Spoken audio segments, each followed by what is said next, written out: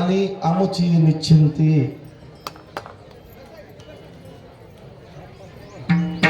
नाही देखील ते मिळे भोग सुखाचे सोहळे.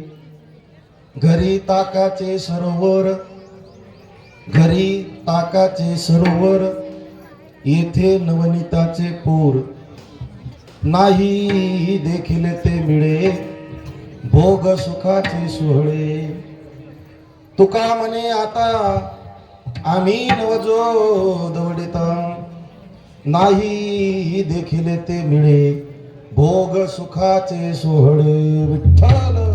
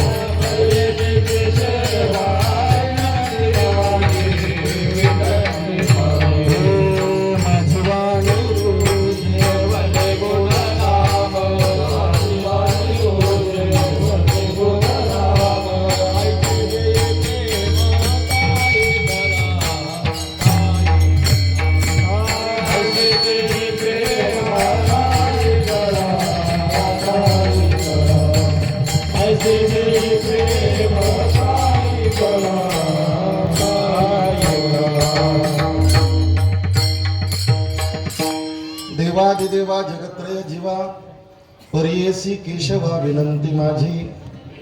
माझी वाणी तुझे वर्णी गुणनाम, आईशे देई प्रेम काही कळा.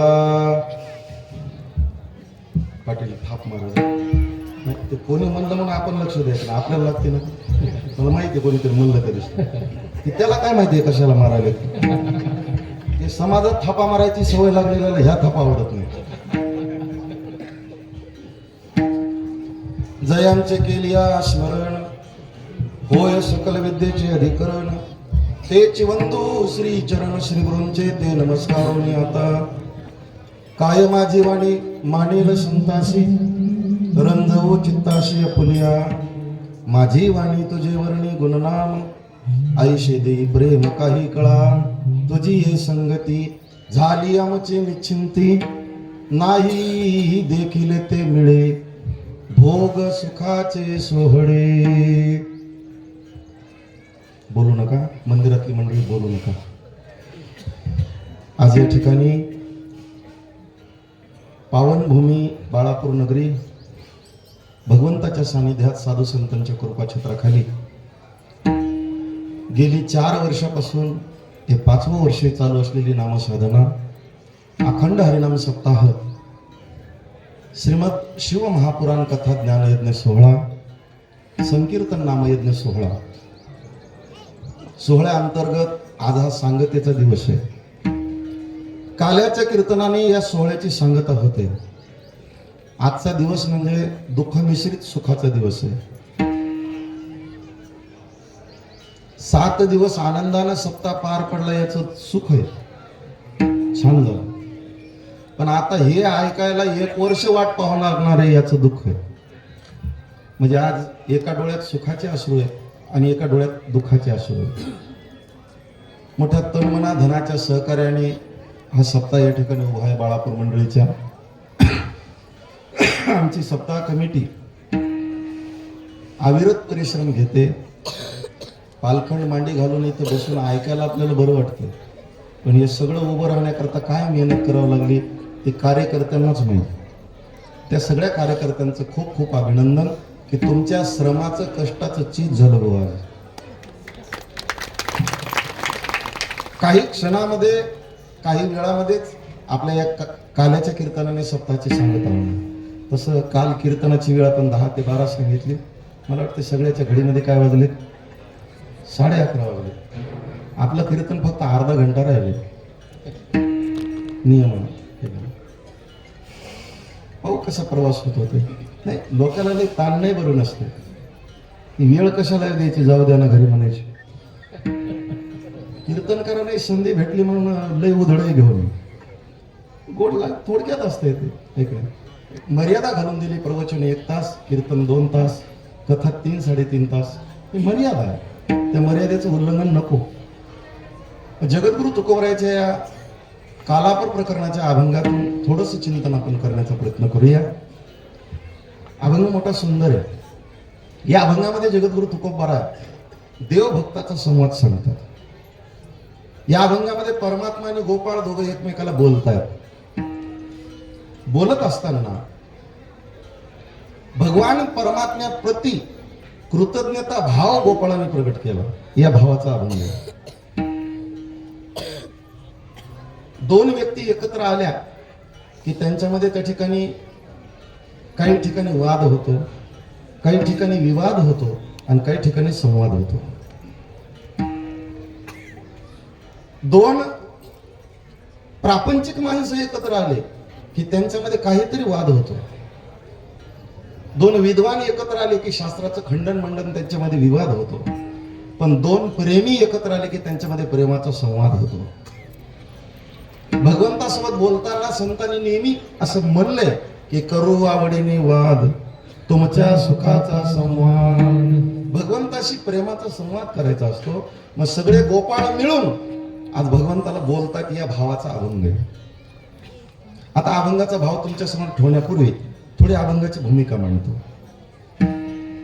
भगवान कृष्णाचा अवतार होण्याच्या आधी राम अवतार झाला. त्रेतायुग संपलं. द्वापार युगाला सुरुवात झाली.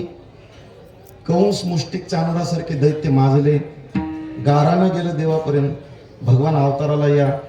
भगवानाला तातडीची मिटिंग बोलवली आणि मिटिंग बोलून भगवंताला त्या ठिकाणी ठराव पास केला की आपल्याला आता काय करायचं, अवतार घ्यायचं.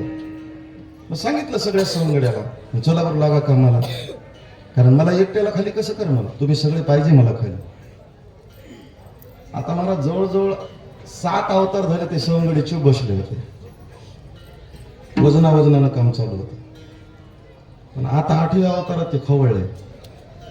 वारे वा, तिथं बसून ऑर्डर द्यायची ना आम्ही पाला खाऊन भजन करायचं. कोणी देवाने शिकले रे? मागच्या जन्मात आम्ही माकडं होतो. विचारलास कधी काय खाल्लं का म्हणून? विचारलास? अरे किती श्रम केलेत आम्ही, हे की नाही? एवढ्याले धोंडे आणून एवढा मोठा सेतू बांधला. त्या रावणाशी 2-2 हात आम्ही केले. लक्ष्मणाला मूर्छना आली त्यावेळेस आमच्याच एका व्यक्तीने जाऊन संजीवनी पर्वत आणला. सगळं आम्ही केलं. नाव कोणाचं झालं?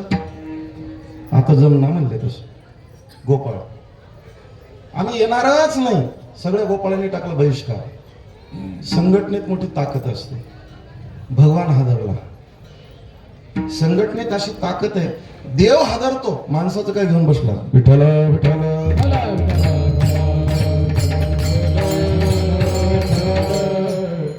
असं नका करू, मला तुमच्याशिवाय करमणार आहे म्हणा. ते म्हणजे अजिबात नाही, ते तू आपलं पाहून घे. आम्ही येणार नाही, अजिबात येणार नाही. आता भगवंतानं सांगितलंय पा, तुमची अडचण एकच आहे. ही अडचण कोणती आहे? तुमची अडचण एकच आहे, ती कोणती आहे? की तुम्हाला मागच्या अवतारात काही खायला मिळालं नाही, हीच अडचण आहे ना. मला भगवंतानं सांगितलं ती सोय केली तर तुमची समस्या सोडवली, प्रश्न मिटला की नाही. तुमची खाय प्यायची सोय केली तर हा गोपाळ म्हणजे मग जमलं. मग कृष्ण अवतार झाला, भगवंतानं सगळ्यांना भरपेट खाऊ घातलं. कृष्ण अवतारामध्ये कोणालाच उपाशी ठेवलं नाही, कोणालाच नाही, भरपेट खाऊ घातलं. आणि एक दिवशी दुपारची वेळ आहे, गायी चारण्याकरता यमुनेच्या वाळवंटामध्ये सगळ्या गोपाळांना घेऊन परमात्मा आले. आणि भगवान परमात्म्याने विचार केला की यांच्या म्हणण्याप्रमाणे आपण यांना खूप काही दिलंय, पुरे म्हणाल तोवर इतकं दिलंय, पण आपण जे इतकं दिलंय यांच्या मनात आपल्याविषयी काही कृतज्ञता आहे का पाहूया. भगवान परीक्षा घेतो बरोबर, की हे सगळं माझ्यामुळे व्हायलंय, यानं कॉलर टाईट करायलाय का. देव परीक्षा घेतो. विठ्ठल विठ्ठल.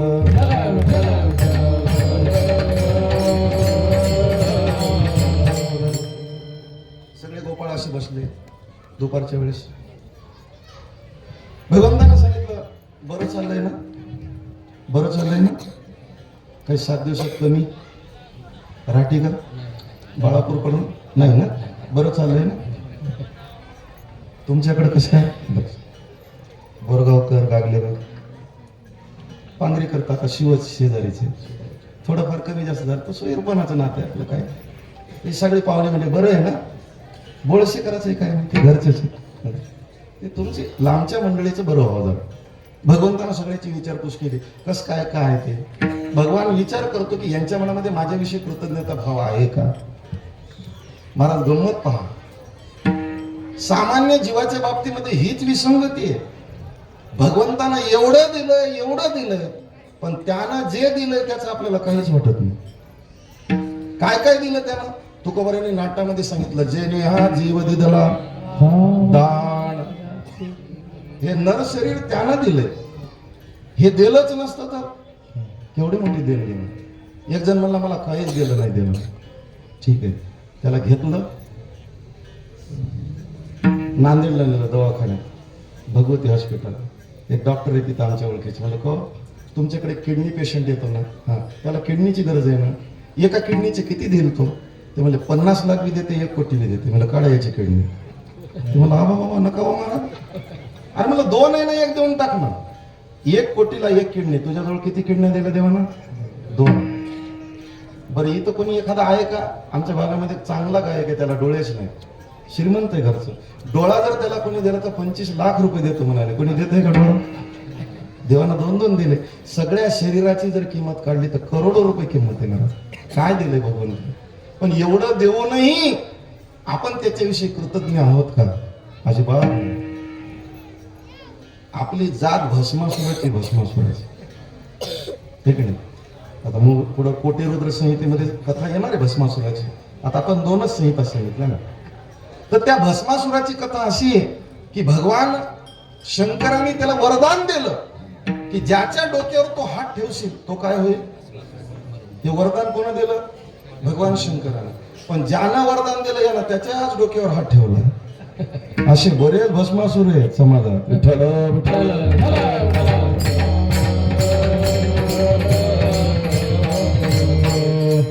भगवान परीक्षा घेतो की आता आपल्या गोपाळात एखादा भस्मासूर नाही. भगवंतानं चौकशी केली पण महाराज गोपाळ त्या ठिकाणी एवढे कृतज्ञ आहे की नाही. भगवंताच्या सगळ्या उपकाराची त्यांना जाणीव आहे. सगळ्या गोपाळाचं प्रतिनिधित्व करतो आमचा पेंद्या. जसं 88,000 ऋषींचं प्रतिनिधित्व शौनक नावाचे ऋषी करतात की नाही, तसा पेंद्या नावाचा गोपाळ सगळ्याचं प्रतिनिधित्व करतो. तो असा उठून उभा राहिला. लोक म्हणजे तुम्हाला बोलता येते तुम्हीच बोला. आणि सगळ्याच्या वतीनं तो त्या ठिकाणी पेंद्या बोलू लागला. काय म्हणला प्रभू, काही कमी रमी? अरे कमी रमी नाही. आता जे मिळालं ते कधीच मिळालं नाही. इतके आनंदी होता आम्ही अभंगाच्या पहिल्या चरणात.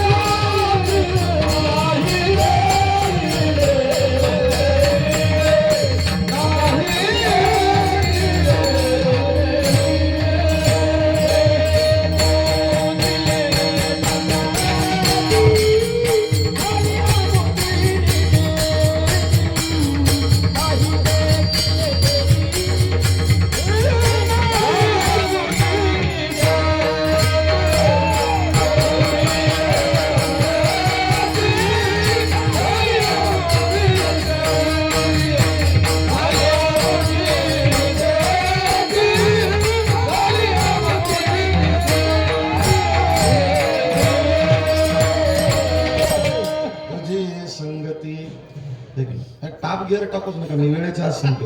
तुम्हाला पंढरपूर गाडी भेटली पाहिजे, बस एवढंच ना. विठ्ठल विठ्ठल.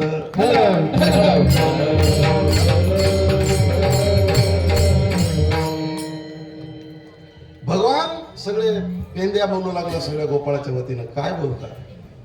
अरे आम्ही तुझ्या संगतीमध्ये आलो आणि आल्याबरोबर झाली आमची निश्चिंती.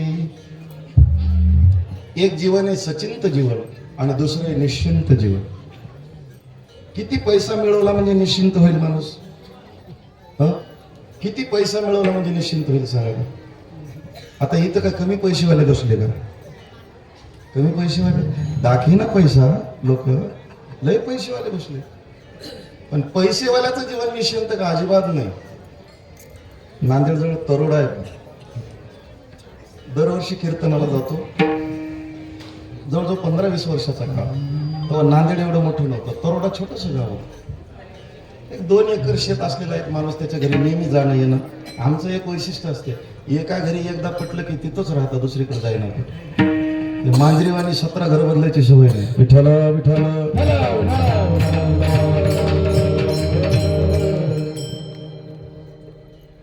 छोटस 2 रूमचं घर बिचारायचं पहिला काळ. आता काळ नांदेड सरकत त्याच्या गावापाशी आलं. त्याचं 2 एकर 4 कोटीला गेलं.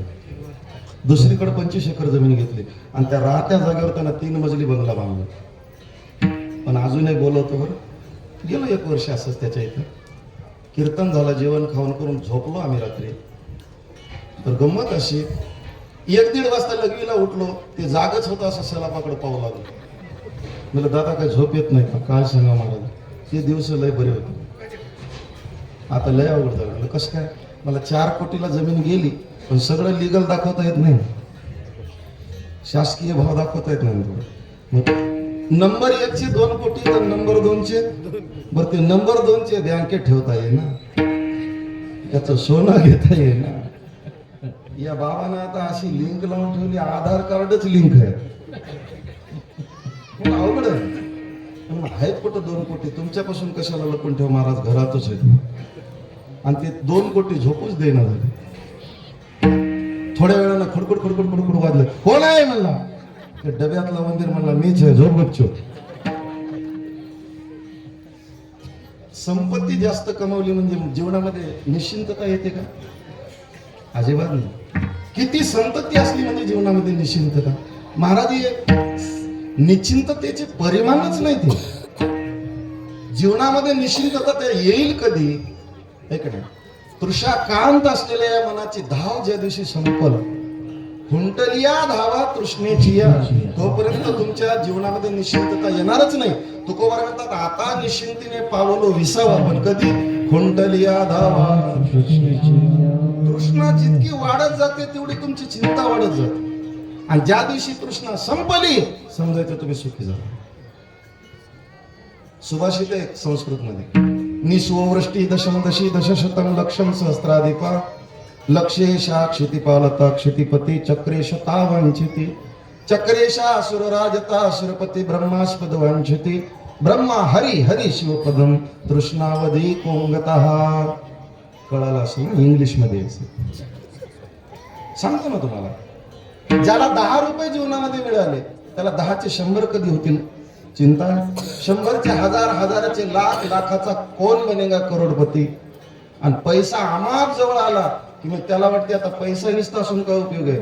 भर ग्रामपंचायतला फार झाला, ग्रामपंचायत सदस्य, फोडाफोडी करून भय सरपंच, ते झाल्यानंतर जिल्हा परिषद मेंबर, जिल्हा परिषदचा अध्यक्ष, मग आमदाराची स्वप्न पडतात. मला आमदार झाल्यासारखं वाटते, पुन्हा खासदार होतो, मंत्री होतो, मुख्यमंत्री होतो. खालचं संपलं बरं. आता खालचं संपल्यावर त्याला वरचे स्वप्न पडतात. का शत एक जन्म, ते सुरू करतात. 100 यज्ञ कर, इंद्र हो. ब्रह्मदेव पदाची आशा, हरिपदाची आशा, हर पदाची आशा, वरचेही पद संपतात. पण तृष्णा कधी संपत? जोपर्यंत जीवनामध्ये तृष्णा आहे तोपर्यंत तुमच्या जीवनामध्ये निश्चिंती नाही. आता या तृष्णेची धाव खुंटवायची असेल तर काय करावं लागेल? त्याला पर्याय एकच आहे. विषयाला चटावलेले जे इंद्रिय, पंचकर्मेंद्रिय, पंच ज्ञानेंद्रिय, या सगळ्यांचा मालक आहे मन. मन जिकडं धावतं त्याच्या मागे ते इंद्रिय सैरा धावतात.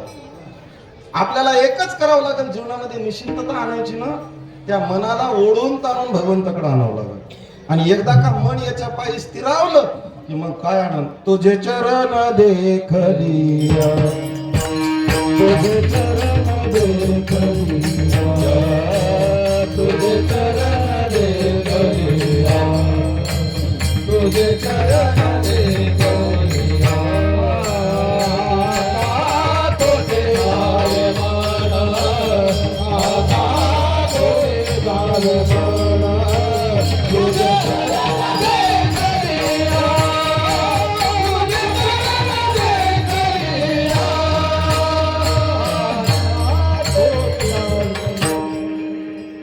जीवनामध्ये निश्चिंती कधी येईल हो. तुम्हाला मी उदाहरण सांगतो नाथ महाराजांचं रामायणातलं. काय कमी आहे रावणाकडं, काय कमी आहे. पाटलीनबाई सोनं आहे घरी आपल्या, खोट बोलू नका. 10 लाखाचं पॅकेज झालंय पोराला, आता नाही सोनं, येऊन झडती घ्यावं लागेल. कसं बोलायला लागल्या. आम्ही काय घेणं हो तुमचं, आपल्या सगळ्याच्या घरात सोनं आहे ना. भजनाच्या घरात असेलच, आमच्या जवळ कशात आलं. आमच्या बायका पिवळ्या पाहिजे तर कवळ झालं. तुमच्या जवळ खूप सोनं आहे. आपण सोनं ठेवण्याकरता तिजोरी आहे आपल्या घरात. पण इतिहासात एक बाबा असा गोळ होऊन गेला की त्याचं घरच सोन्याचं होतं, घरच सोन्याचं होतं.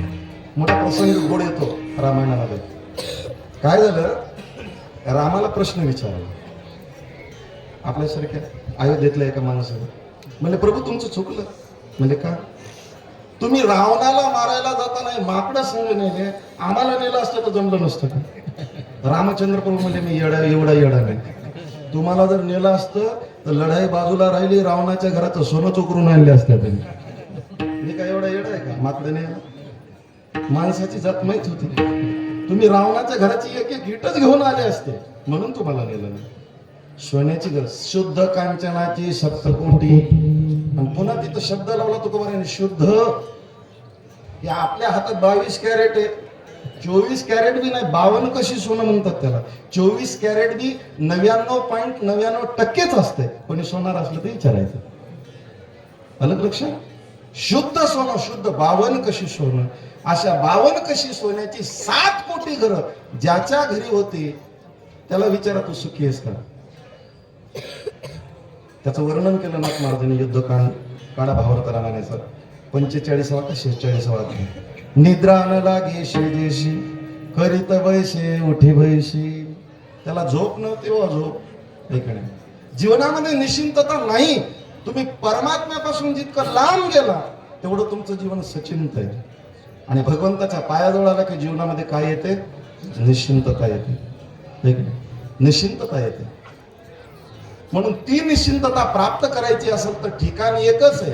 प्रपंचाच्या संगतीत जे ते सचिंत आहे आणि परमार्थात जे आले ते निश्चिंत आहे.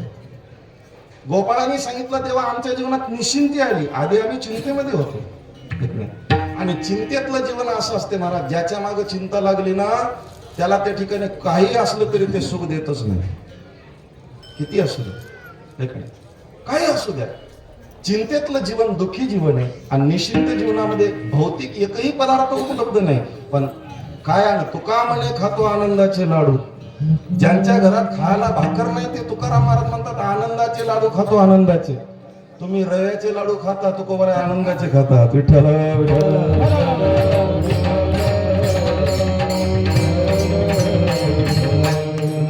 आनंदाचा लाडू खाल्लाय कोणी. जास्तीत जास्त हिवाळ्यामध्ये डिंकाचे लाडू खासे, पण तुकोबरा आनंदाचे लाडू खातात. आनंदाचे लाडू खाण्याकरता देवा करताच करावं लागतं. आता बाकी खुल्लं बोलणं धंद्यातलं गुपित आहे. विठ्ठल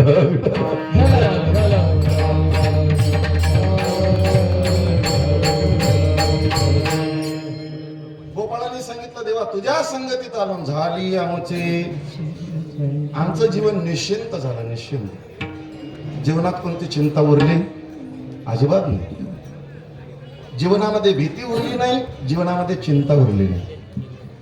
माणसाला भूतकाळात आपण जे केलं त्याचं भय असतं आणि येणाऱ्या भविष्याची चिंता असते.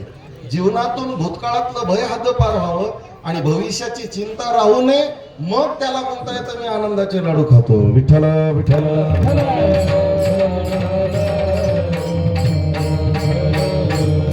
आजच्या जीवनातून चिंता गेली देवा, चिंता गेली. आणि काय मजा आहे तुझ्या संगतीमध्ये, काय मजा आहे, किती मजा आहे सांगू का? ऐक दुसऱ्या चरणात. नाही देखी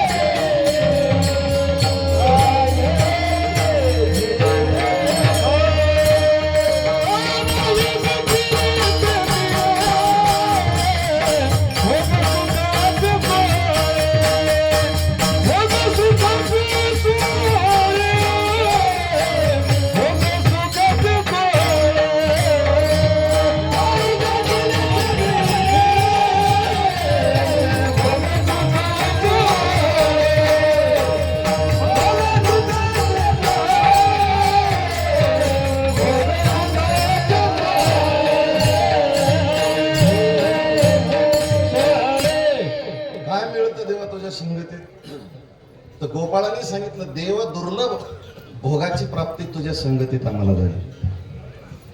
अहो लौकिक सुखाच्या बाबतीत काय बोलू परमात्मा, तुमच्या संगतीत अलौकिक वैभवाची प्राप्ती आम्हाला झाली. थोडं अलीकडच्या भाषेमध्ये बोलायचं जर ठरलं तर तुम्हाला लौकिक दृष्ट्या आणि अलौकिक दृष्ट्या ही गोष्ट मी पटवून देतो. लौकिक जीवनामध्ये भगवंताच्या संगतीत काय मिळतं, तर 3 गोष्टी मिळतात. आमचे कबीरदाजी महाराज सांगतात, हरि भक्तन के 3 गुण है, लोक लागत पाव, खाने को मिष्टान्न मिले और अंत वैकुंठ को. 3 गोष्टी मिळतात. पहिली गोष्ट, लोक पाया पडतात. आमचे परमादरणीय बाबू महाराज काकंडीकर सांगतात, जगामध्ये बरेच असे लोक आहेत त्यांच्या पायाचं उद्घाटन बी अजून झालं नाही. उद्घाटन कळते ना, म्हणजे घरची सुद्धा त्यांचे काय पडत नाही, तर तिला माहिती आहे ना काय लायकीचे आहे. बरेच लोक असे की ज्यांच्या पायाचं अजून उद्घाटन सुद्धा झालं. आपले किती लोक पाया पडतात. आम्ही जाऊ दे, आम्ही महाराज लोक आहोत, तुमचे पडतात की नाही पाया? अहो साधा मधात विना पहाऱ्याचा घेतला तरी लोक काय करतात, पाया पडतात की नाही. पहिली लौकिक बद्दल बोलायला लागला, लोक लागत पाव. बर चला, खाने को मिष्टान्न मिले, दिवसच नाही असा. आता आम्हाला बिमारी लागली त्याला काय करावं, शुगरचं, नाही तर काय काय गोड खायला. गोड खाणारा महाराजांचा गेल्या वर्षी होता आप्पाचे. डबाभर गुलाबजामुन एका देशातच पार यांनी करून ठेवले, पण आता आम्हाला बिमारी जळाली, काय करावं? साखरेच्या बारदाण्यावर बसलं तरी साखर वाढायली, करावं काय?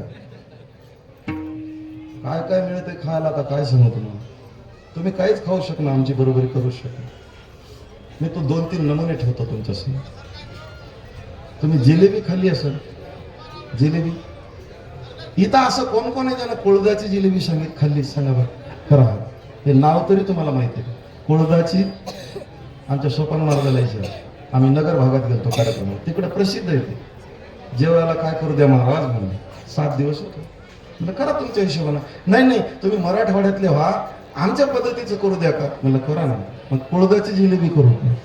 मी म्हणलं मला शुगर आहे. हा काळजी करू नका, शुगरला चालते. म्हणजे काय कोळदाची जिलेबी माहिती का तुम्ही? ते 7-8 धान्य एकत्र करून त्याचे एवढे सुंदर खमंग शेंगोळे करतात ते लोक, त्याला कोळद्याची जिलेबी म्हणून. खाल्ली का तुम्ही कधी? खाल्ली कशा ना? ते आम्ही खाल्ली. बरं चला, त्या नाशिक भागामध्ये निफाड तालुक्यात मध्ये आम्ही एका गावाला गेलो होतो. रात्री कीर्तन झालं, सकाळी स्नान झालं आमच्या दोघांचं. बाई आली, महाराज नाश्त्याला काय करू? म्हणलं करा काही, पोहे सोडून काही बी करा. ते म्हणले पा उपमा फिकमा हे जनरल पदार्थ आहे, आमच्या भागातला पदार्थ करू का? म्हणलं काय? मनोहरा करू का? म्हणले मनोहरा. कोण कोण खाल्ला हात वर करू? माहित तरी नव्हतं मला, युट्यूब नाही. मनोहरा, आता आम्हाला दोघाला वाटलं मनोहरा म्हणजे लयच काही चांगला पदार्थ की काहीच नाही. रात्रीच्या शिळ्या चपात्या त्याने मिक्सर मधून फिरल्या आणि त्याला फोडणी दिली, झाला. बरं जाऊ द्या. वारंगा माहिती आहे? आखाडा बाळापूर वारंगा, वारंगाजवळ शिंदगी आहे अंकुश महाराज. त्या शिंदगीला एकदा गेलो होतो, जेवायला बसलो. ते लोक म्हणजे महाराज आमच्या भागात एक प्रसिद्ध पदार्थ आहे, खाऊ घालू का? म्हणलं काय? लाबडं खाता का? लाबडं म्हणून. लाबडं तरी ऐकले की नाही तुम्ही? नाही ऐकलं? ते आम्ही खाल्लं.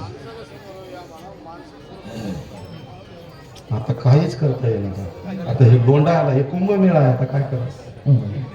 हे पाय तिकडून काहीच. आता काय करा, जिथून ज्याला जिथून ऐकता येईल तिथून ऐका. विनंती, मंडपाची कॅपॅसिटी संपली,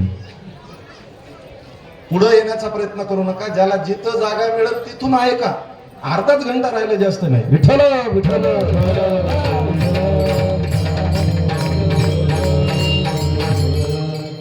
लाबडं खाल्लं की नाही तुम्ही? नाही खायचे का? 15 दिवसानंतर कीर्तन आहे तिकडे, घेऊ चला, मी घेऊन जातो. गाडी डिझेल तुम्ही टाका, तुमचं खाणं होईल, तुमचं पाहणं होईल, म्हणजे कीर्तन, दोघांचा फायदा. मी सांगतो अशी पदार्थाची लिस्ट आहे माझ्याजवळ, जे तुम्ही ऐकलंय नसेल ते आम्ही खातो. हे कशामुळं हो? कशामुळं? कोणाचे जावई झालो असतो तर जास्तीत जास्त सासूनं लाड केला असता.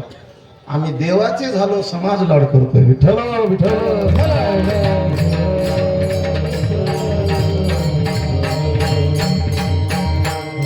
हे झालं लौकिक बाबतीमध्ये. आणि अलौकिक बाबतीमध्ये बोलू का? भगवंताच्या संगतीत गेलं की देव दुर्लभ मिळतं. मला काय आनंद आहे त्या जीवनामध्ये. श्रीमद भागवताच्या पहिल्या स्कंदामध्ये प्रसंग येतो, मला सुंदर प्रसंग येतो. नारदजी महाराज व्यासांना सांगतायत, जो परमात्म्यावर प्रेम करतो देव त्याला काय देतो. नारदाला आपली चरित्र कथा सांगितली. मी 3 वर्ष तुम्हाला कथा सांगितली की मी एक जन्मामध्ये दासीचा पुत्र होतो, भगवंतावर प्रेम केलं आणि तो भगवान मला त्या ठिकाणी माझा प्रिय पार्षद करतो, देवाच्या मांडीवर मला बसायला मिळतं. जे देवादिकांना भाग्य नाही ते भक्तांना भाग्य नाही. देखील ते भोग सुखाचे सोड. अष्टभोग हात जोडून उभे आहेत आमच्या समोर. अष्टभोग आमचा स्वीकार करा म्हणतात, पण हरिभक्त त्याच्या वाटी जात नाही. त्याला अलौकिक लौकिक सुखाची चाडच नाही. का नाही? जो अलौकिक सुखाचा उपभोग घेतो त्याला लौकिक सुखाबद्दल काय महाराज राहणार आहे? ज्यांना पुरणपोळी खाते ते बेसन भाकरी खाईल का? जे बेसन भाकरीची गिऱ्हाईक आहे त्यांना बेसन भाकरी आवडते. खानदानी पुरणपोळी खाणाऱ्याला बेसन पोळी आवडेल का? नाही ना. तसं भगवान, आम्ही अलौकिक सुखाला चटावलेली माणसं, या लौकिक सुखामध्ये आम्ही पडणारच नाही. आम्हाला देव दुर्लभ भोगाची प्राप्ती तुझ्या संगतीत झाली. पेंद्यानं सांगितलं, प्रभू तुझ्या संगतीत आलो की नाही देखील ते मिळेल. पण याच्या आधी आम्ही ज्याच्या संगतीत होतो तिथं काय होतं सांगू का? 3ऱ्या चरणात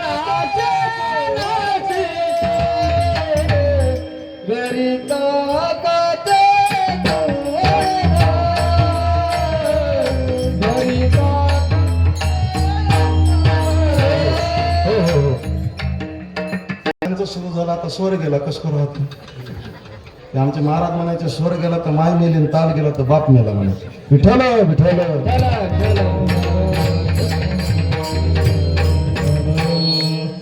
वाटून खात जाव एका ट्रॅकवर 2 रेल्वे आल्या की टक्कर होते आपण सगळे तुम्ही म्हणा की 1 घंटा शिल्लक कीर्तन करतो आता परमान आता गवळणी धन म्हणायचं एकाना एक म्हणायचं मी चान्स देतो की सगळ्यांना मी वाटून खाणारा माणूस आहे एकटा खाणारा अजिबात नाही अप्पल पोटा तर नाहीच विठ्ठल विठ्ठल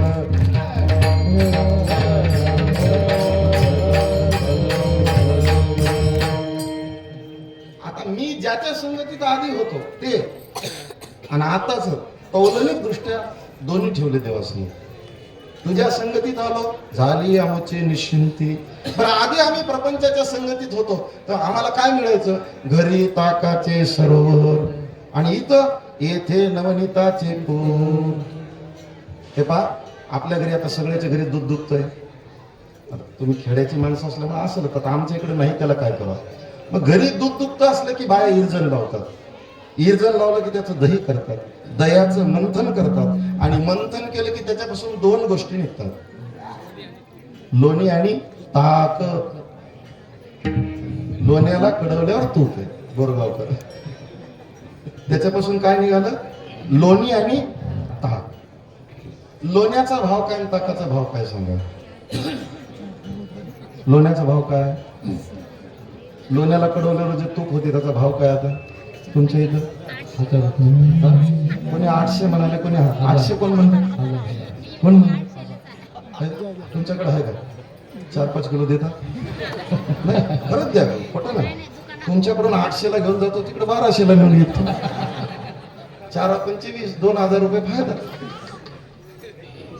कमीत कमी 1000 रुपयाच्या कमी तूप नाहीच असं 800 तुम्ही म्हणायला लागले असं असू शकते काही नाही 800,000 हे लोण्याचा भाव आहे बरं ताकाचा भाव काय महाराज ताकाचा भाव काय माणसाने नापसंत केलं तर मसुडीला बरोबर आहे ना पण ताकाचाही भाव आहे आमच्या शहरामध्ये आम्ही वसमतला 10 रुपये लिटर ताक घेऊन खातो कशामुळं आमच्या घरी दूध दुखतं नाही ताक सुद्धा विकतं ताकाचा भाव 10 रुपये लिटर आहे आणि लोण्याचा भाव कडवल्यानंतर 1,000 रुपये किलो आहे दोघांचा जन्म कशाच्या पोटी दयाची अंगी निघे ताक लोणी एका बोले दोन्ही मागून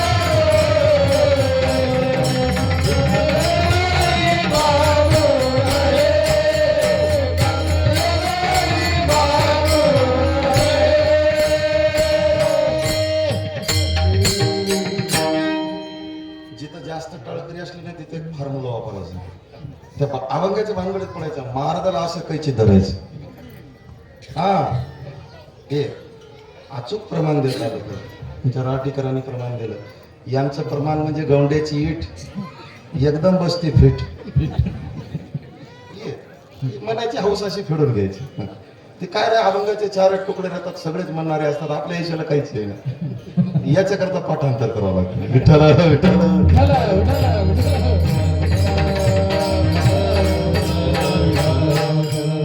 दयाच्या पोटी कोणाचा जन्म झाला ताकाचा आणि लोण्याचा दोघांचं मोल एक आहे का नाही त्या दयाचं मंथन केल्यानंतर त्याचा आसार भाग जो आहे त्याला म्हणतात ताक ताकात काहीच राहील काही राहते ताकात काहीच नाही ताक म्हणजे हलकं ज्याला काहीच पचत नाही डॉक्टर म्हणतात ताक घ्या ताक म्हणजे हलकं आसार आहे ते आसार आणि दह्याच्या मंथनातून निघालेलं सार म्हणजे काय असं जगताचा विचार केला तर शाश्वत परमात्मा आहे आणि संसार कसा आहे अशाश्वत आहे. तुकोबराच्या भाषेत सांगू का? हलकट तो येथे सार हलकट नाही, हलकटही म्हणलं तर चालते पण करणारा हलकट होते म्हणून. विठ्ठल विठ्ठल.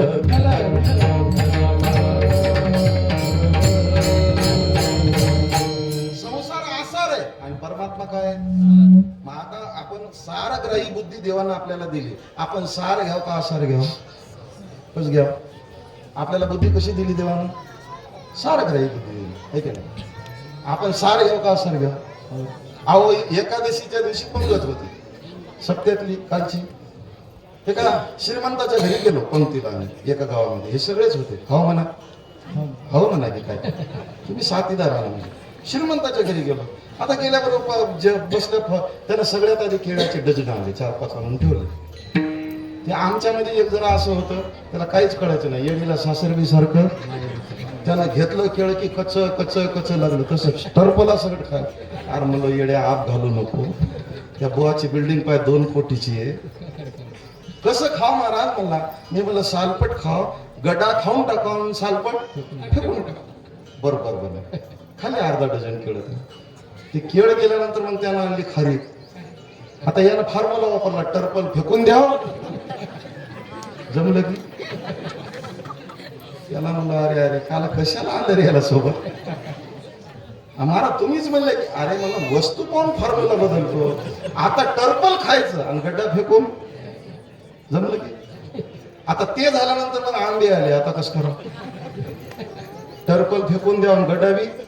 हा टर्पलही फेकून द्यायचं, मधातली कोरी फेकून द्यायची. दोन्हीच्या मधातलं काय खायचं? आता आखरीला सगळ्यात शेवटी त्याने विचार केला जाऊ द्या झाला का फराळ तोंड गोड करूनच वापस पाठवतो. मला पेढे आणले आता काय फेकावून काय खाऊ? सारग्राही बुद्धी आहे आपली. आपली बुद्धी कशी आहे? सारग्राही बुद्धी आहे. मग या सारग्राही बुद्धीने विवेक बुद्धीने विचार करायचा. अशाश्वत प्रपंच आहे तो त्याज्य आहे आणि परमात्मा ग्राह्य आहे. ठीक नाही? परमात्मा ग्राह्य आहे. त्याच्या संगतीत मिळणारं जे सुख आहे ते सुद्धा ग्राह्य आहे. ठीक नाही? म्हणून भगवंताकडे आलं की काय मिळते? मला सार मिळते नवनीत. आणि प्रपंचाकडे गेलं की काय मिळते? आता तुम्ही काला करून घरी गेल्या हे समजायचं घरी ताकाचे पुन्हा एखादं बाळापूर पाहावं लागतं. विठ्ठल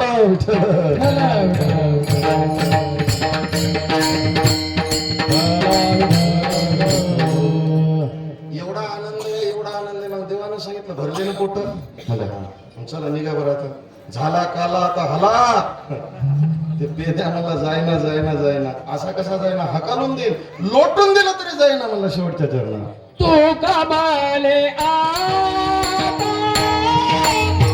तू कमाले आता, तू कमाले आता, तू कमाले आता, तू कमाले आता, तू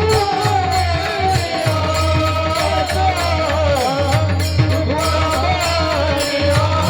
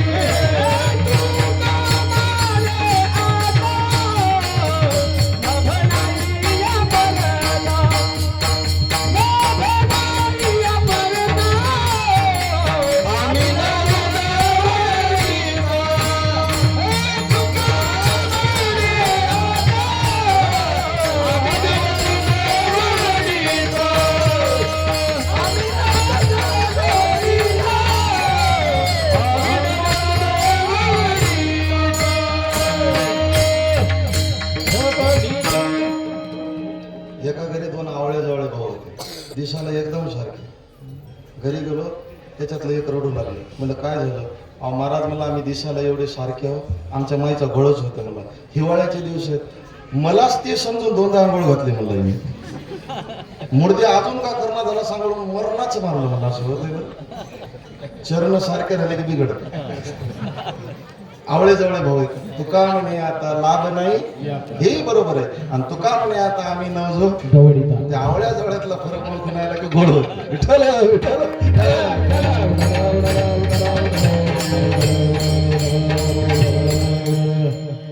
वेद्यानं सांगितलं तुका म्हणे आता तू हाकालून दिलं तरी आम्ही जाणार, आम्ही न जो दौडिता का जाणार नाही देखील ते मिळेल. एवढा आनंद सोडून कोण जाते महाराज? कोण जाते? हा आनंद स्वर्गात नाही, आम्ही जाणारच नाही. तो हाकालून दिला तरी जाणार नाही. थोडक्यात या चरणाचा आशय आपण इतकाच घेऊ, परमार्थामध्ये हाकालून दिलं तरी जाऊ नये आणि प्रपंचात हार घातला तरी जाऊ नये. विठ्ठल विठ्ठल.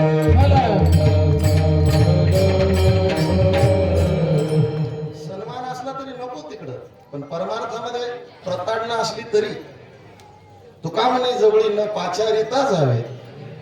जिथं आपलं हित आहे ना, तो गव्हर्नमेंट तिथं नाही बोलवलं तरी जा, आणि जिथं आपलं हित नाही, अहितानं भरलेलं तिकडे बोलवलं तरी जाऊ नका. हा या चरणाचा आशय. थोडक्यात या अभंगाचं पण चिंतन केलं. जवळजवळ 12 वाजले.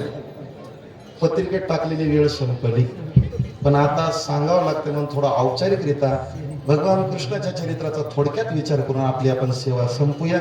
एकदम मोठ्या प्रेमाने सगळ्यांनी आण झटकून भजन करा. विठोबा रखुमाई.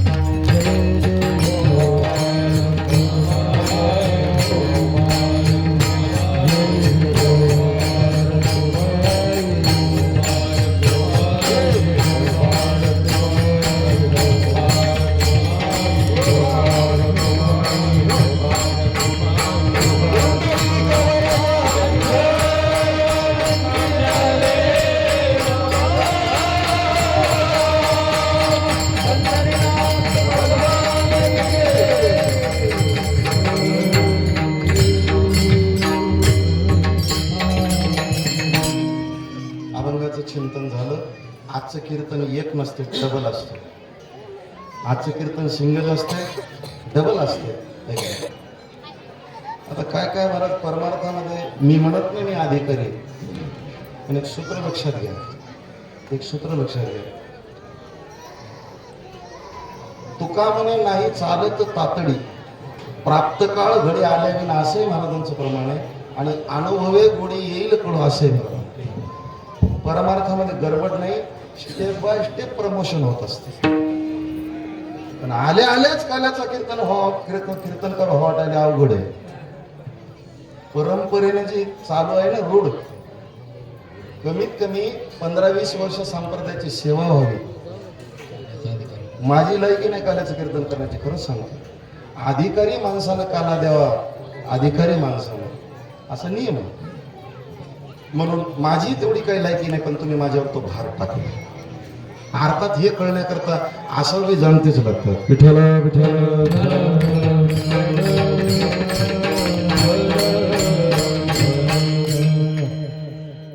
मी रात्री चौकशी केली राजूबाबाला, बापू आहेत का? मला खोटं नाही सांगत, बापू जरा असते तर बापूलाच उभं केलं असतं. मला कळते ना, अधिकारी माणसाच्या हातून घ्यावं. आपण त्यांच्या समकक्षही नाही, आपण त्यांच्या खाली आहोत. म्हणून काल मी खाली बसलो, त्यांना वर बसलो. आपण त्यांच्या खाली आहोत, समकक्ष सुद्धा नाही आपण. आज काल्याचा प्रसंग आहे, सत्ताची सांगत आहे. वारकरी संप्रदायाच्या नियमाने काला होतो. एक सूत्र लक्षात घ्या, काला फक्त वारकऱ्यात आहे, जगाच्या पाठीवर असा संप्रदायच नाही. प्रसाद फक्त माझ्या माहितीप्रमाणे त्या ठिकाणी आमचा वीरशैव संप्रदायाचा सप्ताह असला की प्रसाद असतो, आणि वारकऱ्याचा असला की दोघांचं अर्थ एकच आहे. काला म्हणजे तरी काय, प्रसादच. अलग लक्षात. बाकी तुम्हाला जगात काला खोटच आढळणार नाही. मी तुम्हाला जास्त काय सांगू, भगवान कृष्णाची भक्ती करणारे अनेक संप्रदाय जगामध्ये, त्यांच्यातही काला नाही, फक्त काला वारकऱ्यातच. वारकऱ्यातच काला का, याचं कारण सांगतो. समन्वयाची भूमिका फक्त वारकऱ्यात आहे, बाकीच्यात नाही. ठीक आहे. बाकीकडं आपले आपले वारकऱ्यामध्ये यारे यारे लहान थोर विठ्ठल विठ्ठल.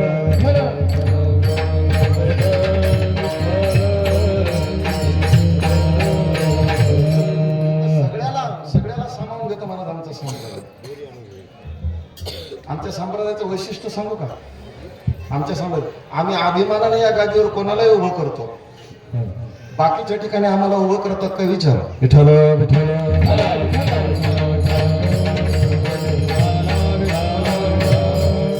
भेदच नाही, अभेद स्थितीतला संप्रदाय आहे. आम्हाला अद्वैत सिद्धांताचा प्रचार आणि प्रसार आमचा वारकरी संप्रदाय करतो. तुका म्हणे भेदाभेद गेला वाद खंड. जिथं भेद जातो अभेद स्थिती होते तिथंच काला होतो कुठे होईल. सगळेजण एकत्र यावे, समन्वय त्यांचा सगळ्यांचा व्हावा, सगळ्यांच्या शिदोऱ्या एकत्र कराव्या, मग काला होत असतो. पण काला फक्त वारकऱ्यामध्ये आज आपण इथं काला करत आहोत. पुन्हा एकदा सगळ्या बाळापूरवासियांचं अभिनंदन, सप्ताह कमिटीचं अभिनंदन की आज आपल्या सर्वांचं चीज होतंय, आपल्याला आज काला मिळतोय. प्रसाद मिळाला म्हणजे जीवन कृतार्थ झालं. प्रसादे सर्व दुःखाना. भगवती माता गीता सांग हानी रस्योपजायते. हे प्रसादाचं फल आहे आणि ते फळ आज आपल्याला त्या ठिकाणी मिळणार आहे. पण तो प्रसाद खायचा म्हणला की अंतकरण पवित्र पाहिजे. आपलं अंतकरण मन, विक्षेप आणि आवड, तीन दोष आहे. तीन दोषाची निवृत्ती व्हावी, अंतकरण निर्मळ व्हावं. आता या तीन दोषाची निवृत्ती करण्याकरता तीन स्वतंत्र साधनं सांगितली. मला नावाचा दोष जायचा असेल तर तो दोष त्या ठिकाणी अशा प्रकारचा महाराज उपासनेनं जातो. उपासना करा. प्रत्येक तीन दोषाकरता तीन साधनं सांगितली. पण आता आपण सामान्य जीव आहे, आपल्याकरता एक स्वतंत्र साधन सांगितलं म्हणजे एकच करा. पवित्र होईन चरित्र उच्चारे रूपाच्या आधारे गोजरिया. भगवत चरित्राचा अनुवाद करा. तुमची वाणी पवित्र, तुमचं शरीर पवित्र. म्हणून आज प्रसाद घेण्याच्या आधी आपल्याला पवित्र करण्याकरता चरित्र गायचे. आमचे स्वामीजी इथे बसले, पूजा सुरुवात करताना ते पाणी हातात घेतात. अपवित्र पवित्रो वा सर्वावस्था गतो पिवा यस्मरेत पुंडरीकाक्ष सबाह्याभ्यंतर शुचिः. महाराज हे बी जमते बरं का. उगा तुमच्यात घुसखोरी नको म्हणून करणं. विठ्ठल विठ्ठल.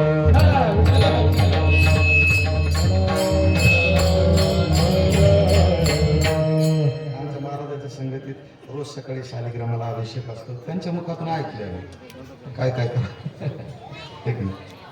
ते आपल्या अंगावर असं पाणी शिंपडतात. म्हणजे अपवित्र असाल तर पवित्र, अपवित्र पवित्र वा सर्वावस्था गतो किंवा यस्मरेत पुंडरीकाक्ष सबाह्याभ्यंतर शुचिः. म्हणून आपल्या अंगावर असं पाणी शिंपडतं. झाली का शुद्धी? आता ती शुद्धी झाली की तुम्ही पूजेला लायक झाले. तसं काला खाण्याच्या आधी चित्त निर्मळ करायचे का? मग तुम्हाला निर्मळते करता मग आमच्याकडे एकच उपाय म्हणजे काय? भगवंताचं चरित्र आहे का? चरित्र ऐकलं की तुम्ही शुद्ध होणार. पण आजच्या दिवशी चरित्र त्या ठिकाणी गावं लागतं. केले देवे गो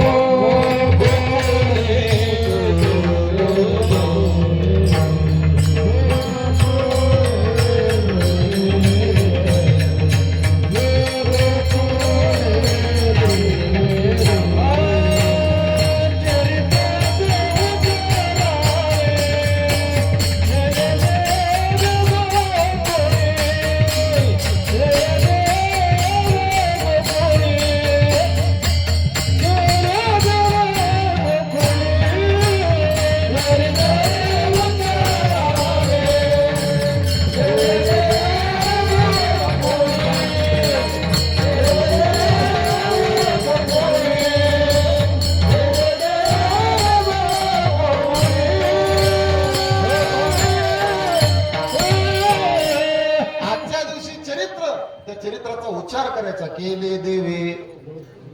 देवानं जे गोकुळात केलं ते आजच्या दिवशी चरित्र त्याचा उच्चार करायचा. आता काही गोष्टीचा उच्चार करायचा आणि काही गोष्टीचा आचार करायचा. रामाच्या चरित्राचा आचार करायचा आणि कृष्णाच्या चरित्राचा काय करायचं? बस आपण करतो उलट. कृष्णाच्या चरित्राचा उच्चार आणि रामाच्या चरित्राचा आचार करायचा. पण रामाचा उच्चार करतो आणि कृष्णाचं काय करतो? एक जण मला जमना का हो, त्यानं 16,108 केल्या, 2-4 जमना का. मी म्हणलो 7-8 कर, काही लागलं तर देतो. एकीमध्ये बरगड्या उघड्या पडल्यात येड्या, सांभाळणं होईना झालंय. साडी आणा मुखान बेजारवाला 16,100. त्याचं वैभव नारदाने परीक्षा घेतली ना श्रीमद भागवतामध्ये, प्रत्येकाच्या घरात तो आहे की नाही. आता जर त्याच्या चरित्राचा आचार जर करायचा ठरला तर फक्त त्यानं बायका केल्या म्हणून आपण करायच्या. त्यानं 12 गाव अग्नी गिळला होता, तो बिडी सुद्धा गिळून दाखव केली. जमना असं कसं जमत. कृष्ण चरित्राचा फक्त काय करायचा उच्चार, कारण ते चरित्र एवढं त्या ठिकाणी महाराज तुकोबारा म्हणतात नकळे कानोराचे. त्या आपल्या बुद्धीला अनाकलनीय चरित्र आहे, पण फक्त त्याचा उच्चार करायचा विठ्ठल विठ्ठल.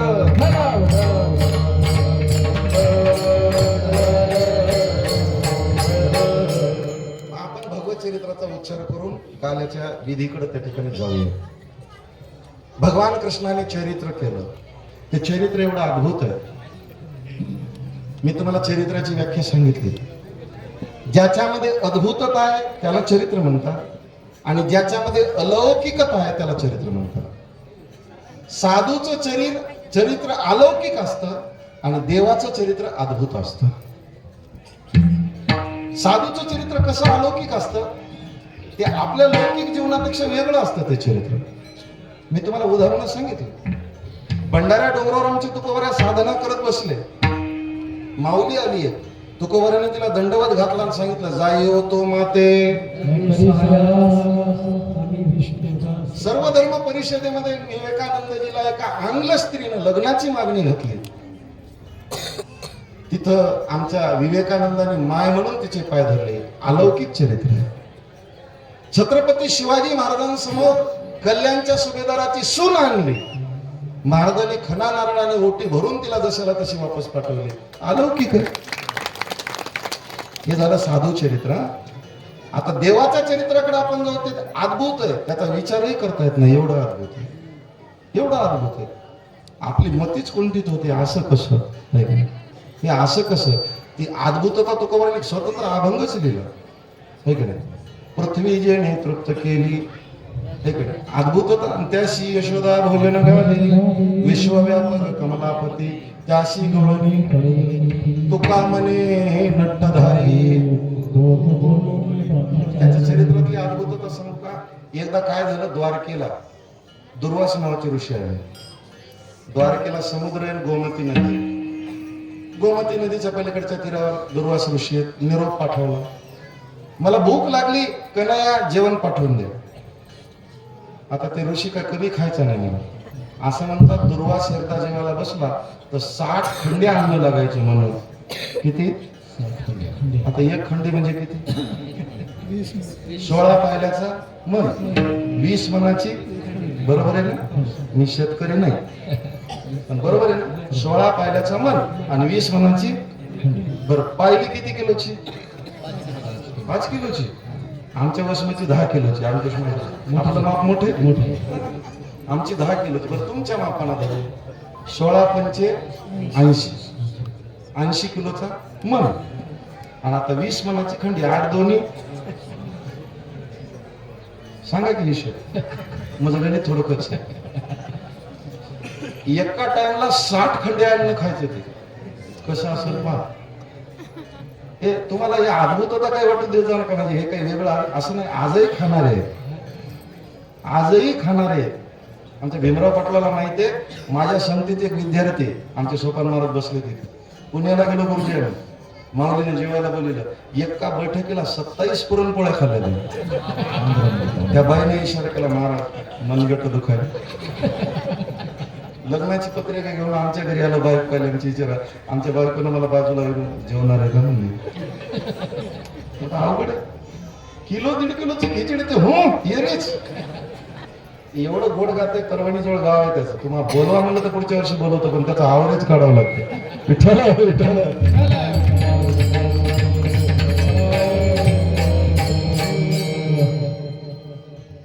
पिंपळगावचं आपलं नाही नाही सय्यद मिया पिंपळगाव. बरोबर, सय्यद मिया पिंपळगाव. तिथं लय रुक्माजी नावाचं आहे. 60 खंडे अन्न खायचं. भूक लागली. भगवंतानं 16,108 बायकाला बोलवलं. मला ते 60 खंड्या स्वयंपाक तयार झाला. आता न्यायचा, पण गोमती नदीला पूर आला, पलीकडे जायचं कसं? बाया म्हणलं कसं जाऊ? भगवंताला सांगितलं एकच करा, तुम्ही जाताना फक्त गोमती मैयाला इतकंच म्हणायचं की 16,108 बायका असून आमचा नवरा जर ब्रह्मचारी असेल तर वाट दे म्हणून. एक बाई म्हणजे बुडून मरताना हाताला काय खरं. अरे करून तर पहा. आले नदीच्या किनाऱ्यावर 16,108 बायका असताना जर आमचा पती ब्रह्मचारी असेल, गोमती मैयानं वाट द्यावे. सरकन पाणी बाजूला झालं, वाट झाली, पलीकडे गेले. महाराजांना 60 खंड्यामध्ये पुसून खाल्लं, फक्त भांडे तेवढे ठेवले शिल्लक, काही राहिलं ढरकन ढेकर दिला. बाया म्हणल्या यायची सोय देवानं केली, जायची तुम्ही करा. ते म्हणलं काहीच नाही, जाताना एवढंच म्हणा 60 खंड्या खाऊन जर महाराज उपाशी असेल तर वाट दे म्हणा. अवघडच ब्रह्मचारी हे. बाया म्हणल्या माय पत्तरवळ्या खाते काही वाटलं, सगळंच खाऊन टाकलं ना, उपाशी करा एवढं खाऊन तुम्ही जा. तिथं आल्यावर गोमती मैयाला सांगितलं 60 खंड्या अन्न खाऊन जर दुर्वास उपाशी असेल तर वाढ दे, पटकन वाढ देईल.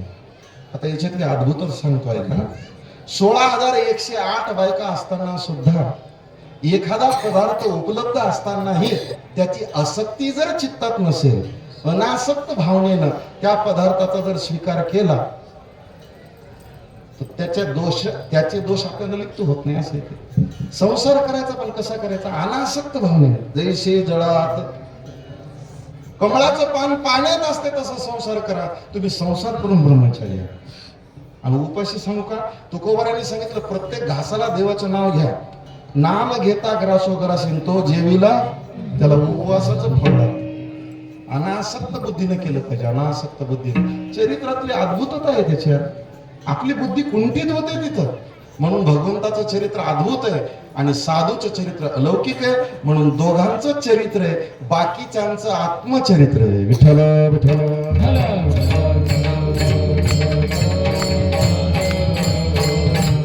याच्या चरित्राला सुरुवात झाली, जन्म झाला कुठं? मथुरेच्या कारागृहामध्ये. झाल्याबरोबर ऐका चरित्रातली अद्भुतता सांगते. जन्मला बरोबर माय बापाला जगातलं पहिलं लेकरू आहे बोललं. नाही तर सांगा बाळापूरमध्ये लेकरू किती वर्षाला बोलते? 2 वर्षाला. 2 वर्षाला बोलते. लय माईच्या दुधात ताकद असेल तर एखाद्या वर्षात बोलते. काही काही लेकर बोलच ना 5-5 वर्षाचे झाले तरी.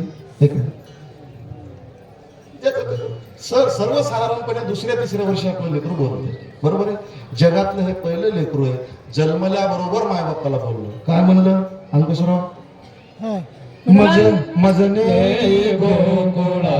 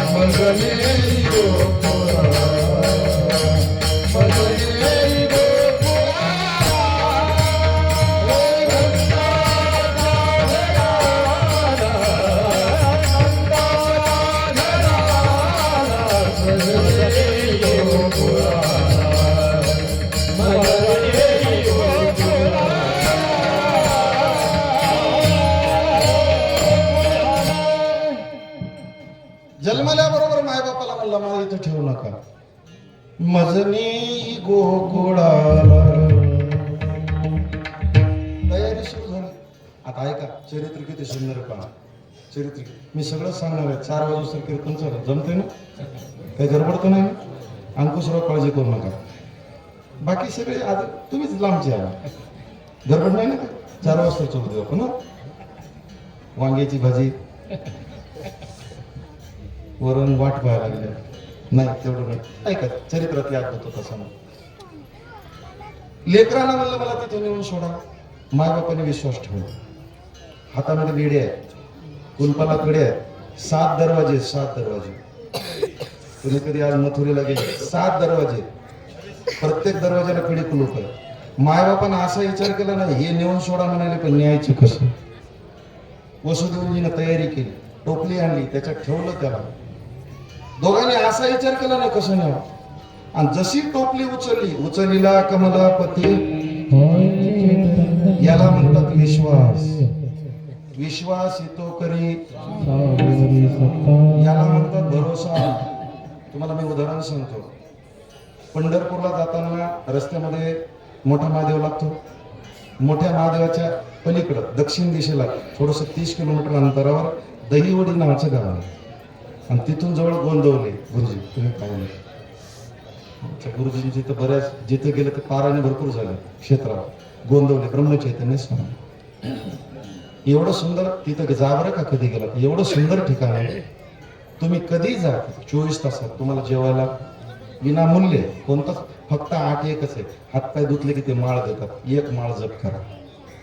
1 माळ जप केला की गरम गरम जेवायला फुकट तुम्हाला. किती बी दिवस जेवा आणि किती बी टाइम जेवा. तर ते ब्रह्मचैतन्य स्वामी त्यांची समाधी तिथे आहे. त्या ब्रह्मचैतन्य स्वामीचं गुरुघर नांदेड जिल्ह्यात आहे.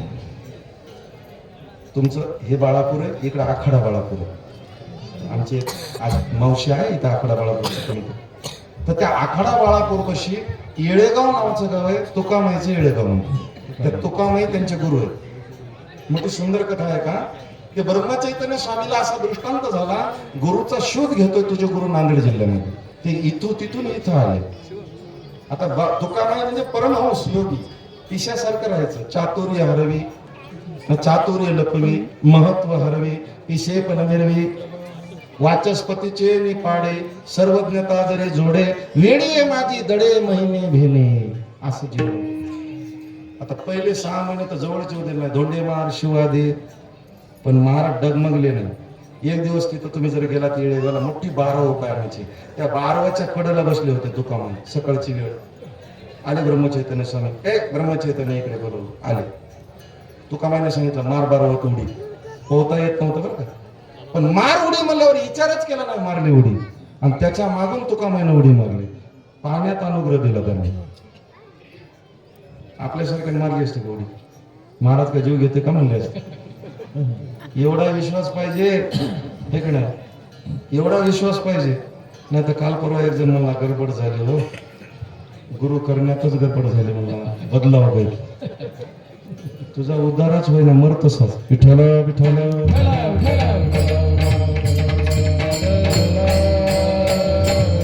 एवढा विश्वास पाहिजे सद्गुरूवर. एवढा विश्वास पाहिजे देवावर. वसुदेवजीने उचललं, हातातल्या बेड्या गळून पडल्या, कवाडा उघडले, सगळे झोपले रक्षेपा. वसुदेवजी घेऊन निघाले. श्रावण महिना, मंद मंद पडे पाऊस, वरी छाया करे शेष. यमुनेमध्ये प्रवेश केला. यमुनेनं पाहिलं भगवान येतो. दर्शनाकरता यमुना वाढू लागली. आता यमुनेचं आणि देवाचं नातं काय सांगू. यमुना देवाची सासू आहे. यमुनेच्या अंशापासून जन्माला आलेली कालिंदी देवाची बायको. ती अशी वाढू लागली यमुना. इथपर्यंत आलं, इथपर्यंत वसुदेवजीच्या. मजासारखं असतं तर टाकून दिलं असतं, नको रे बापा मरायचं का. पण वसुदेवजीची तळमळ एकच आहे की गोकुळापर्यंत पोहोचता झाला पाहिजे. शेवटी देवाना विचार केला. बाप घाबरायला लागला. हळूच पाय काढला बाहेर.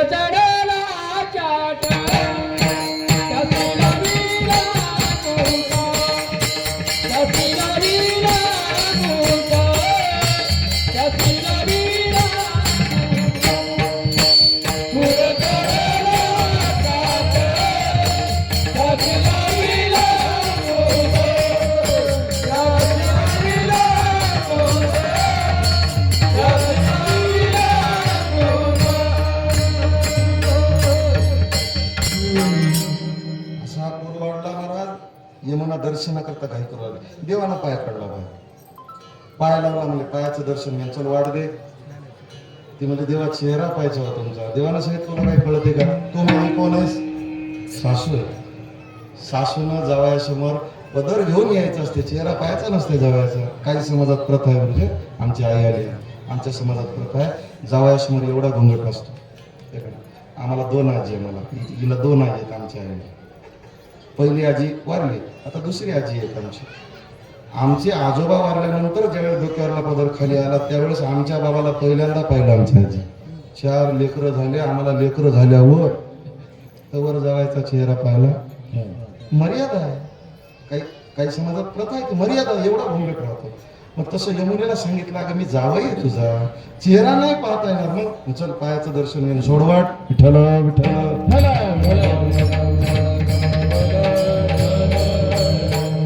यमुनेलाही पायाचंच दर्शन घेतलं. तेव्हापासून पद्धत निघाली, केवढा बी हुंडा द्या, फक्त अंगठाच धुता येते, काही मिळणार.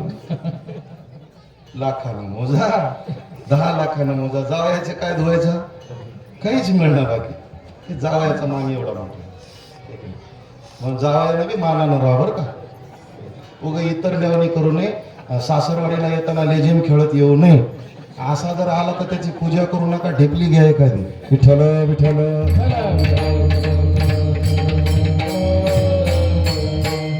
आले, भगवंताला ठेवलं, माया घेतली त्याकडे आणि वसुदेवजी निघाले. चरित्र किती सुंदर आहे का. मी थोडंसं वेगळं चरित्र सांगण्याचा प्रयत्न करतो. भगवंताला ठेवलं, माया घेऊन निघाले. आले, जोपर्यंत देव डोक्यावर होता बंधमुक्त होते वसुदेवजी, आणि माया डोक्यावर आली की बंधन आले. महाराज आपलंही तेच आहे, जोपर्यंत डोक्यात देव आहे तोपर्यंत आपण बंधमुक्त आहोत, आणि एकदा का डोक्यात माया शिरली की बंधन आले. मुक्त होता परी झाला बद्ध. माया डोक्यात गेली की हे पहा. विठ्ठल विठ्ठल.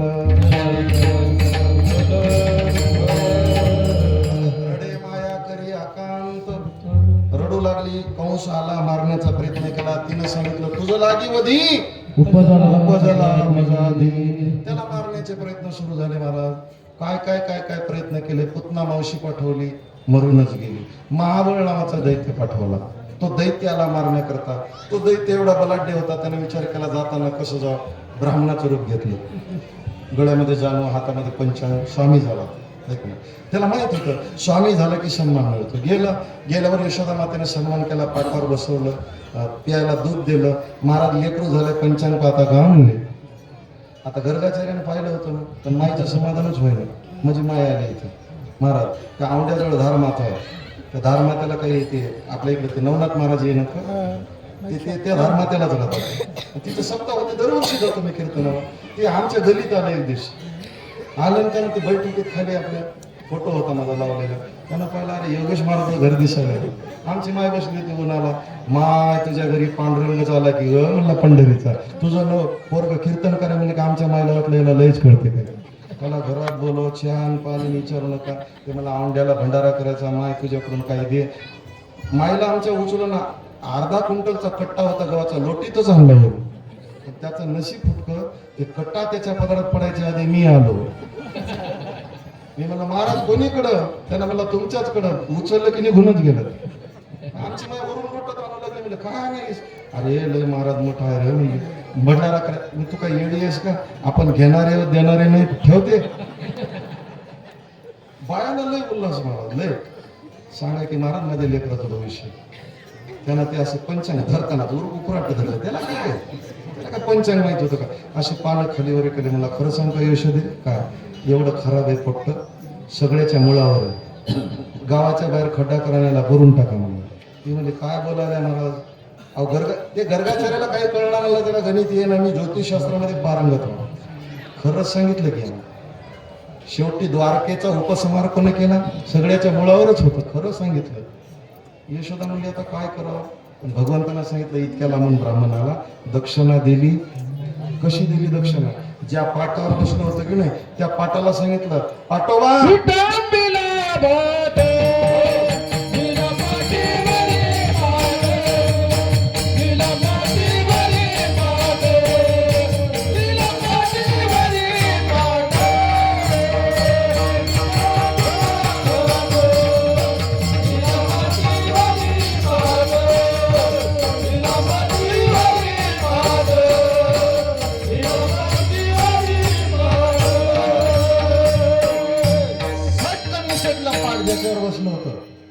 असं वर गेलं मला रपकन पाठीत लागलं मायो मेलं मला. पाटानं सांगितलं दक्षिणा घेतल्याशिवाय जाऊ दे ना. पाट मारायला लागले म्हणून ते उठलं तर ते पाटाचे सोयरे होते घरात, भावकी लाटणं पोळपाट. ते म्हणले चला रे चला आपल्या भावकीचं मदत साती हात बढाना. लाटणं पोळपाट सगळे मनातून आले. अरे बापरे मरतो मला की लागलं पळायला. मग दानव तुटले पंचांग फाटले, दानव तुटले पंचांग फाटले,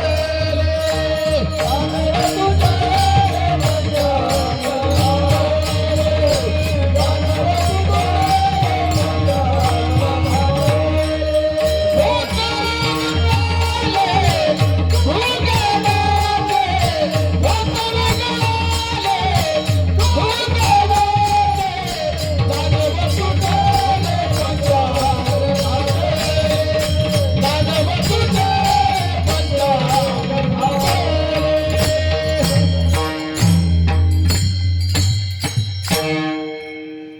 हे पळू लागलं तर बाजा आडव्या आल्या. बाज जाऊ दे ना. बाजा आडव्या आला असा मार मारला मला. उडव्यातल्या गवऱ्या सुटले. त्याला दिला हम रस्ता असून शेताला लागलं पळायला. तर शेतातले जे इकडं होते की नाही ते म्हणजे महाराज आमचा शिदा घेऊन जा की. नांगरानं मागं ओढायचं आणि रोमण्यानं ठाका द्यायचं. असा मोकळा केला.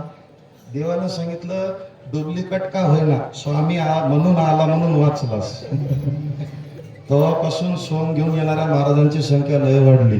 विठ्ठल विठ्ठल महाबळ दैत्याची फजिती. मग आता त्याने आगवक केशी मारले बाळपणी नावगी दैत्य खानी. मोठा झाला 1 2 3 4 5 6 वर्षाचा झाला. इतक्या लवकर कसा झाला? 12:30 वाजले ना. पोरांसोबत खेळू लागला. पेंद्या वाडच्या वाकड्या सुधाम्या मधुमंगल श्रीमंगल सगळ्यासोबत खेळता खेळता खोड्या सुरू झाल्या, चोऱ्या सुरू झाल्या. आता भगवंताला चोर म्हणतात लोक. चोर ऐसा पुराण प्रसिद्ध चोर केशव नामाचा. नामदेवरायांनी याला चोर म्हणूनच हाक मारली. पण कोणता चोर आहे? पुराण प्रसिद्ध चोर. लोक याला चोर म्हणतात पण देवाला चोरी केली, चोरीचा आरोप देवावर अजिबात नाही. काय घरी कमी आहे? त्याच्या घरी काय कमी आहे चोरी करायला? 3,86,00,000 गाई गोकुळामध्ये.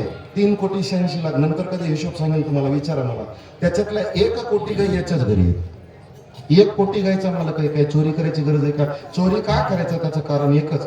गोकुळामध्ये राहणाऱ्या ज्या गवळणी होत्या त्या 3 प्रकारच्या होत्या. एक होती सून, एक होती लेक आणि एक होती सासू. आता ती लेक जी होती माहेरी आली की मोकळी, तिचा कोणी मालक. सासरी गेली की अर्ध स्वातंत्र्य अर्ध. सूनच्या ती सासूच्या ताब्यात. सासूचं कसं? तिचा कोणीच मालक नाही. मी विनोदानं सांगतो तिचा मालक बी तिचा मालक नाही. कळालं की नाही? कळालं. लय कळाल्यावर हसा. विठ्ठल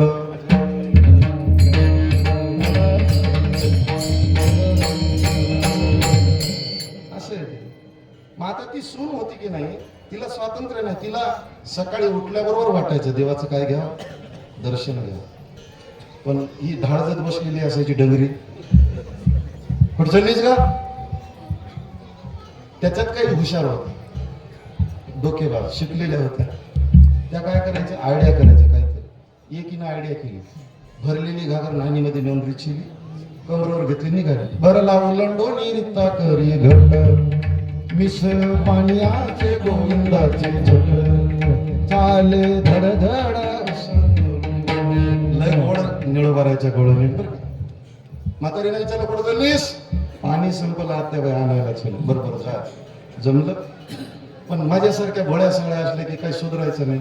मग तिनं असं घरात जायचं आणि तिथून हाक मारायची, देवा कानया रे कानया रे कानया रे कानया रे जगदेवी कानया रे कानया रे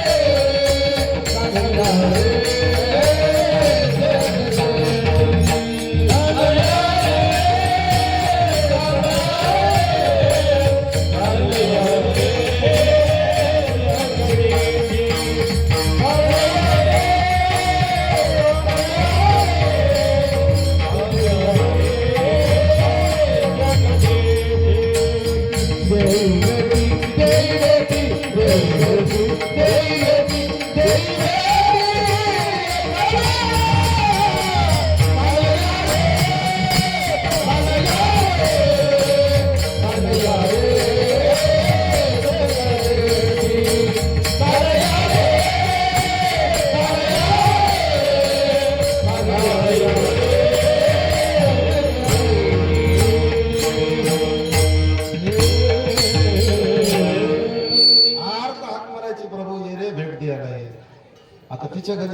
असं आहे महाराज, मोठ्या माणसाला विनाकारण कोणाच्या घरी जाता येत निमित्त असावं. मग एक तर चोरीचं निमित्त लावायचं नाही तर खोडीचं निमित्त लावायचं. आणि तिच्या घरी चोऱ्या सुरू झाल्या. गाराने येऊ लागले यशोदा मातेकडं. यशोदे कृष्णाला सांगावे गोकुळी राहावे गावे. अवघ्या मिळूनी गोडणी देती यशोदेशी गारा. 4 घंटे पाहिजे काल्याचं कीर्तन, मस्त गवळणी म्हणून करता येते. विठ्ठल विठ्ठल. एक गवळण तर एवढी हुशार होती मला, ती अशी करू लागली, आपल्या घरी ये म्हणाला. आपल्या घरी देवाला हे जमणार, असं असलं तर जम, असं जमायचं. असं केलं की त्याची मस्ती उतरली म्हणूनच समजा. भगवान म्हणले पेंद्या कोण्या गल्लीतली रे, तिचा घर नंबर ठीक. दुसऱ्या दिवशी तिच्या घरी रात्रीची वेळ घरात शिरला, दही दूध खाल्लं आणि जाता जाता एक केलं, तिच्या सोनाच्या तोंडाला पुसून गेला हात. सकाळी म्हातारी उठली, पाहिलं तर पाहती गवळणी. कस काय झालं, गर्दा केला म्हातारीनं. सून आली उठून, तिच्या तोंडाला ते दिसलं. आता म्हातारीने मला लाकूडच घेतला आता. होय ग भवानी असंच म्हणतात ना.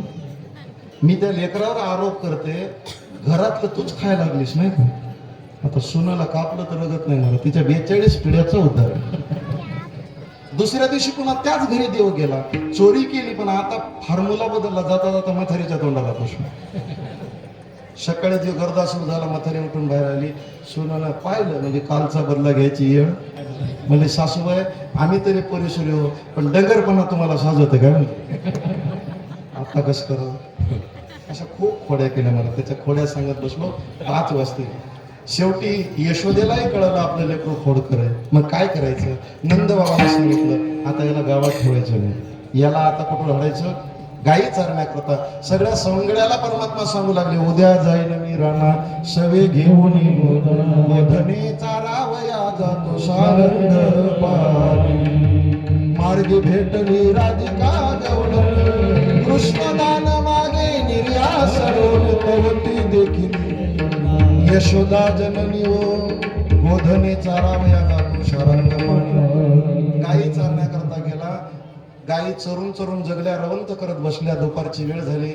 गोपाळाने सांगितलं देवा भूक लागली. आता खेळ खेळून खेळून सुद्धा आम्ही दमलो. 12:30 वाजले, कालची एकादश आहे, काही विचार करतोस की.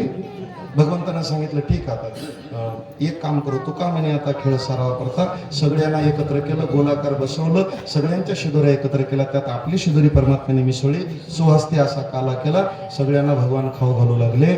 मोठा देवदुर्लभ आनंद भगवान शुकदेवजी महाराज आमच्या दशमस्कंदामध्ये वर्णन करतात भागवताच्या. बिभ्रत वेणू जठरपटयो सरंग वेत्रीच कक्षे वामे पाणे मसरण कवले तत्फलान्यंगुलेषु तिष्ठन्मध्ये शुक्रिश्रुतो हासन्न विश्वये स्वर्गे लोके विशुद्धी भुजे भगवान केली. गोपाल कृष्ण भगवान की जय. अवधूत कृष्ण शिवदेव नमः पार्वती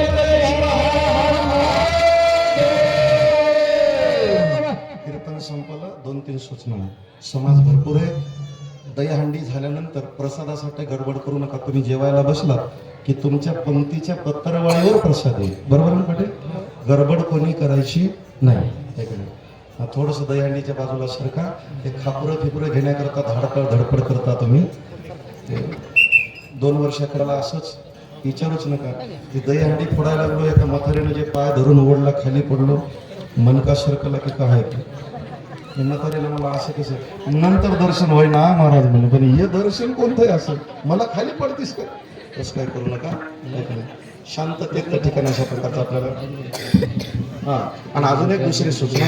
मी कालच म्हणलो तुम्हाला की या ठिकाणी जो सप्ताह चालू आहे, शिव महापुराण कथा चालू आहे. बाळापूरवासियांनी फक्त धार्मिकच कार्यक्रम आयोजित केला असं नाही, इथं सामाजिक कार्यक्रम सुद्धा आयोजित केला.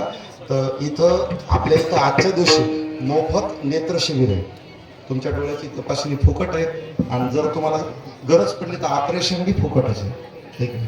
इथं आपल्या समाज मंदिरामध्ये मस्जिदीच्या मागे ते चालू आहे. डोळे कोणाला तपासायचे तर मी जाता जाता तपासणार आहे. थोडं झावळं दिसायला लागलं मला बी. सगळ्यांनी तपासून घ्या. फुकट आहे बरं का, फुकट. बरं हे फुकट फक्त बहिणीसाठीच नाही, भावासाठी सुद्धा. मग सरकार जवळ तरी द्वैत आहे, बहिणीलाच दिलं पण आम्ही भावाला सुद्धा द्यायला लागलो. आमच्या लाडक्या बहिणी बी आहेत आणि आमचे भाऊ बी आहेत. सगळ्यांनी त्या नेत्रदान शिबिराचा असणारा लाभ घ्यायचा आणि प्रसादासाठी धडपड करायची नाही. पत्रावळीवर तुमचा प्रसाद येईल. जाता जाता हा जो अखंड हरिनाम सप्ताह या ठिकाणी सुरू आहे, सुंदर अशी शिव महापुराण कथा सुरू आहे. 5 वर्ष झाले, 5 वर्ष. आम्हाला अभिमान वाटतो. इवलेशे रोप लाविले द्वारी. विसरला असेल तर पुन्हा सांगतो. पायी दिंडी यायची इथं, शिवशेठ आप्पाची पंगत असायची आणि माझा हट्ट राहायचा की एवढंच गाव राहिलं सप्ताह करा. टोचून टोचून 6 महिने तुम्ही जागेवर आले. आनंद वाटला. 5 वर्षाखाली आम्ही नाही केला सुरू, देवानं केला. आम्ही असं म्हणणार आहे नाही. छोटंसं रोपटं लावलं होतं, त्याचा वटवृक्ष झाला आहे आज. तरुण मन धनानं सगळे कार्यकर्ते झुकतायत, सप्ताह यशस्वी करतायत. तुम्ही भरभरून प्रतिसाद देतात. परमात्म्याकडे एकच विनंती, सप्ताहाला नजर लागू नये. असा सप्ताह यावत चंद्र दिवाकर हा टिकावा, भगवंताच्या चरणी विनंती. आणि जाता जाता तुमच्याही चरणी विनंती. 7 दिवस कथा सांगितली, काल्याची जबाबदारी माझ्यावर दिली, हे काय ती पूर्ण मी करतोय. या 7 दिवसामध्ये माझ्या मुखातून काही अपशब्द गेले असतील, उदाहरणार्थ क्षमा करा. चांगलं वाटत असेल तर जीवनात आणण्याचा प्रयत्न करा. शेवटी जाता जाता 8 दिवस झाले मी तुम्हाला बोलायला लागलो, आवाज बसून गेलाय. काही मागू का तुमच्याकडे? तसं धसकी लागू देऊ नका.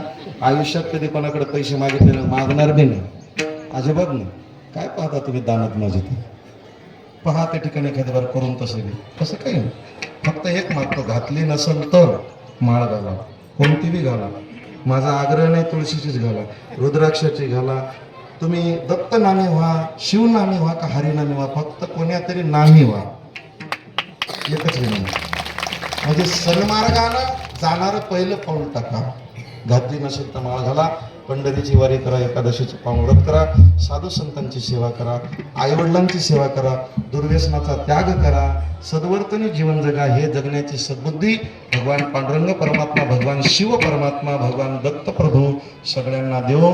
भगवंताच्या चरणी विनंती आणि माझ्या वाणीला इथंच विराम. एकदा मोठ्या प्रेमाने भजन करा. सेवा समाप्त.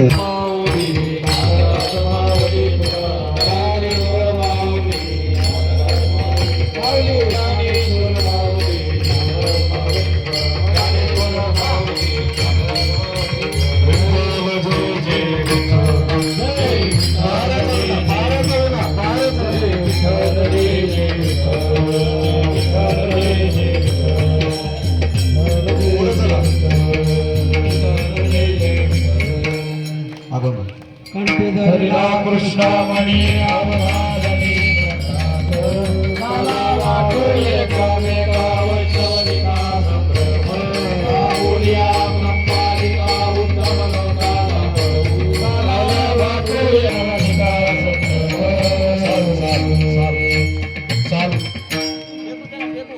लोकामने भूमंडळे